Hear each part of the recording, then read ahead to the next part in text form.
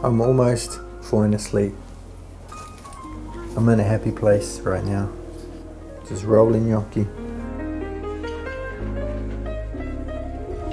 Today I'm going to show you a dish using two ingredients that are quintessentially New Zealand, lamb and sweet potato. But we're going to elevate these humble ingredients by making 3 different coloured sweet potato gnocchi, which are going to look absolutely stunning, and serving them with a fall off the bone tender beer braised lamb shank. It's winter on a plate. We're going to start by seasoning the lamb. Aggressively apply a spice blend of equal parts lavender, fennel, cumin and coriander seed.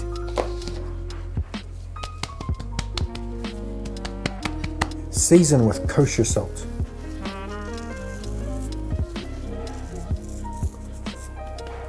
And finishing it with flour is going to give us a nice golden crust.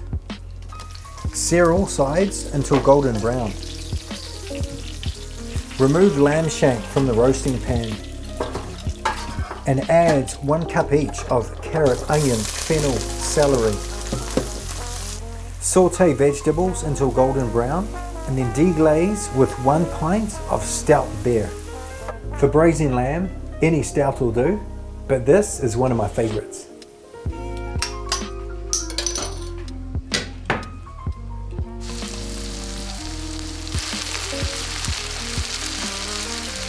Now add 1 cup of tomato puree. And finally, 1 cup of chicken stock. Once your braising liquid has come to a simmer, place the lamb back in and cover with a lid. And then place into a 325-degree oven for 3 hours. So the lamb has just come out of the oven. And you can see it's done because the meat is coming away from the bone with no resistance at all. Now strain the braising liquid to reveal a refined, beautiful sauce. If we were in New Zealand, we'd be using kumin, which is actually a variety of sweet potato introduced by the native Maori people. Today we're using garnet, purple stoke, and Japanese gold. But if you're doing this at home, feel free to use just one variety.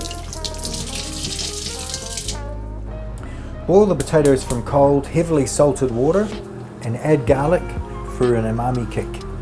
So the potatoes are just finished boiling, and we know that it's ready because a toothpick comes in and out with no resistance, and if you press on it, it kind of feels like a ripe avocado. Using a towel and a bread knife, just very carefully peel away the skin.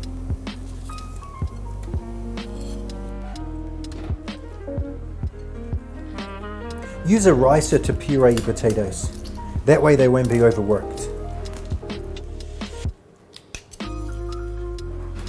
Add 1 egg, a couple of strokes of grated nutmeg, small pinch white pepper, nice pinch of salt. Mix together the egg.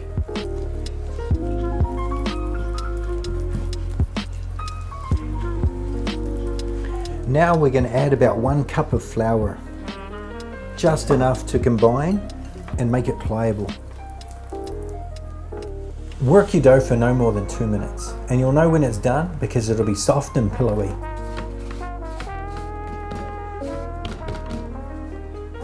A general rule of thumb is 1 large potato to 1 cup of flour to 1 egg. But all of these varieties have different moisture content, so we're going to add just enough flour to bring them together.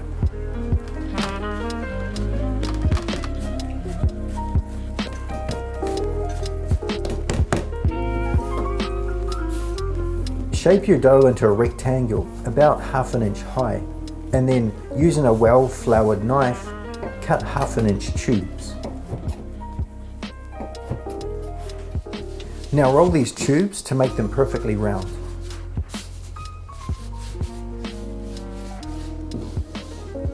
With a well-floured knife, cut your tube into 3/4 inch pieces. I find this next part really therapeutic. Taking your gnocchi paddle, place 1 gnocchi on top, just using your index finger, roll over top, creating ridges on the top and a dimple in the back that's going to be crucial to holding the sauce. Place your gnocchi onto a lined and floured tray. Now repeat the same process for the rest of your dough.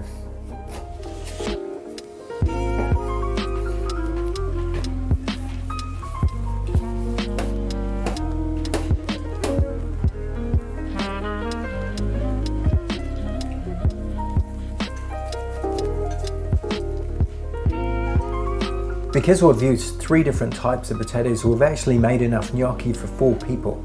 But if you want to scale it down, a general rule of thumb is 1 potato per person. To make the sauce, start with 1 tablespoon butter and 1 tablespoon flour to make a roux.